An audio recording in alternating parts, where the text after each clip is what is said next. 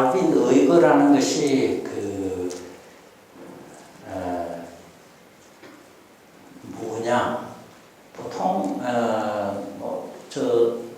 흔하게 알려져 있는 안중근 얘기는 안중근 개인이 조직이 아니라 안중근 개인이 어떤 의군에 차서 우리나라 국권, 당시 대한제국의 국권을 빼앗는데 중심적인 역할을 한 우리의 원수 안중근을 처단했다. 또 그는 평소에 포수적인 생활을 많이 했다. 사냥을 많이 하면서 사격 훈련이 뛰어나서 할빈 철도 정거장에 나타난 안중근을 의도의 몸을 정확하게 쏘아서 성공했다. 이런 정도 아닌가 싶습니다. 그때 그런 개인의 의분에 다른 사람들은 못한 일을 했다. 이런 건 사실은 잘못된 이해입니다. 사실은 이 할빈 의군은 대한의군이라는 해외 항일 독립군의 조직에서 구성한 특파대 대장으로서 안중근이 3명의 동지를 데리고서 특파대원을 데리고서 수행한 의거였다. 이렇게 봐야 되는데요. 또 하나는 제가 여기 동양평화론을 말씀드리고자 하는데 안중근은 그냥 맨날 무술만 단련한 사람이 아니라는 거. 상당히 고급 지식이 나다는 거. 천주교 신자가 돼서 당시 세례를 준 신부 등을 통해서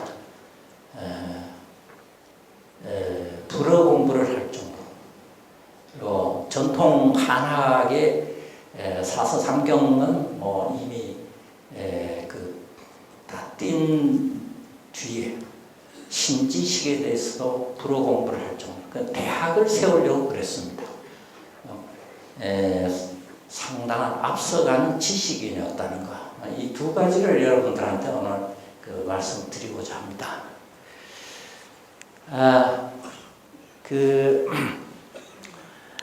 먼저 의거 현장을 둘러보고 그 조직에 대해서 말씀드리겠는데요. 대한의회라는 조직에 의해서 이루어졌다고 하는 것이 확인이 되면은 이거는 작전으로서는 굉장한 작전입니다. 그리고 의거라는 말로 부족한, 오히려 대첩이라고 바꿔야 될 그런 사건이다. 저는 그렇게 얘기하고 싶습니다. 의거란 의사, 안중근 의사, 의거 이렇게 부르는 것은 굉장히 여러분들 어떻습니까? 저는 개인의 행위라는 이런 느낌을 강하게 준다. 그래서 이런 용어를 쓰는데 거쳐서는 안 되겠다. 그래서 의사,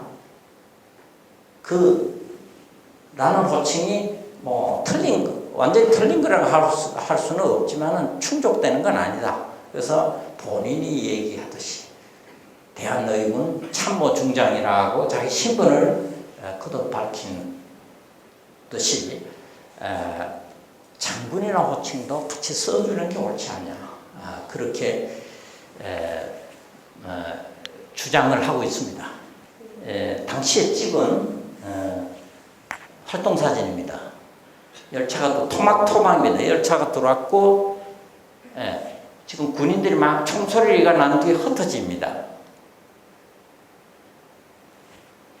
자, 여기에 저 북쪽에 지금 뭔가 일단의 사람들이 나오는데 제일 앞에 이분이 안중근 의사입니다. 포성줄에 이렇게 묶인 사람. 이건 KBS가 2009년 여름에 방영한 거 장면인데요. 설명 조금 드리고 다시 한번 더 보도록 합시다. 이건 현장에서 취재하던 러시아 기자가 활동사진을 다 찍었어요. 그러니까 전 과정이 그 필름에서는 다 있었던 겁니다. 근데 일본 측에서는 이 사건에 대한 수사 기록 자세하게 남아 있습니다. 보면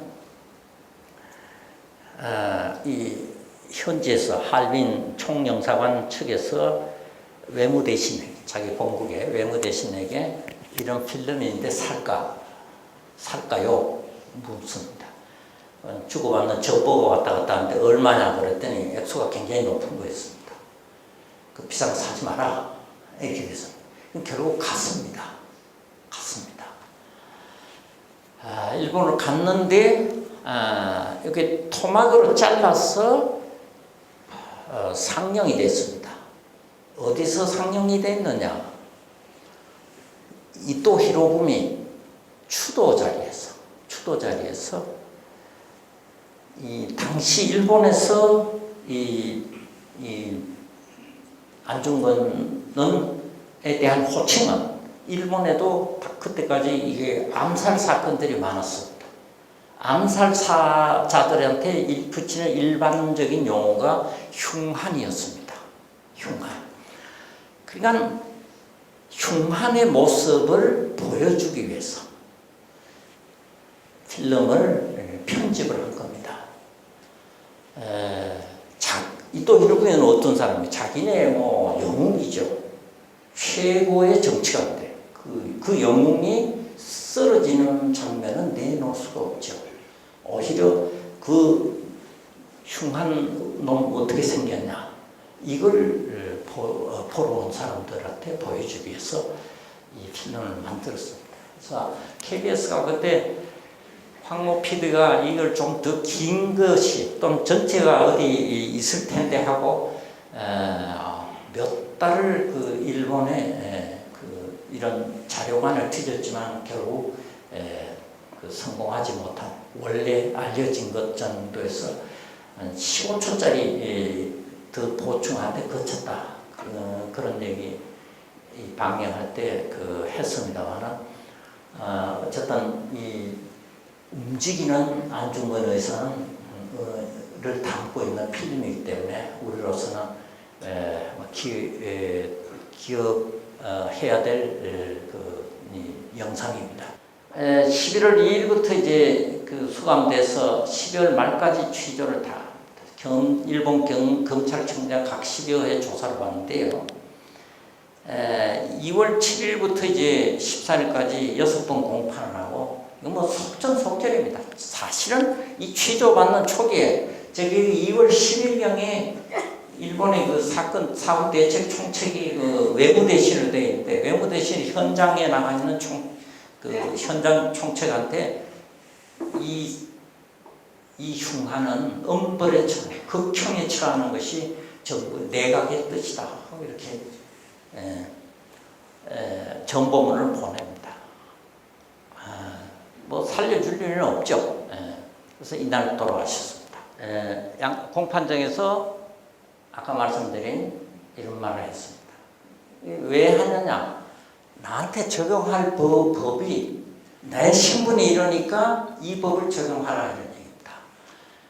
물론 일본은 일본 형법을 적용하려고 그랬습니다. 나는 한국 사람이라서 대한제국법을 요구하는 것도 아니다. 일본 법은 말할 것도 없다. 오로지 1899년 제1차 헤이그 만국평화회의에서 다자 조약으로 채택된 6.8호에 관한 법을 적용해라. 이 제2조에 국권 회복을 위해서 싸우는 의병도 교전단체로서 적용 대상이 된다고 들어가 있습니다. 그러니까 안중근이 그런 사실 다 알고서 이 요구를 합니다. 근데 이걸 일본이 들어줄 리는 없죠. 일본 정부는요, 아까 말씀드렸습니다. 처음 수사 초기에 이미 이 사람은, 이흉하는 극형에 처한다. 그리고 개인 살인죄로 적용하라. 실제로 일본 형법 32조 일반 살인죄를 적용했습니다. 잘못된 애국심으로 저지른 살인행위 이렇게 했습니다. 그리고 그러면은 공범 우덕순, 조도선은, 유동환은 어떻게 되냐? 친구 잘못 만나서 그 도운 거다 이렇게 조직으로 인정을 안 했습니다. 왜 그러냐? 이 안중근이 주장하는 이 신분 관계를 묵살하기 위한 겁니다. 일본은 지금까지 이 국제사회에 대해서, 특히 서구 열강들에 대해서 한국인들은 일본의 보호국이 된 걸 크게 기뻐하고 있다. 이렇게 선전을 했습니다.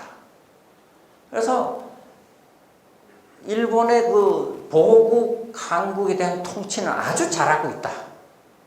한국 사람들 아주 만족해하고 있다. 이렇게 선전하고 있습니다.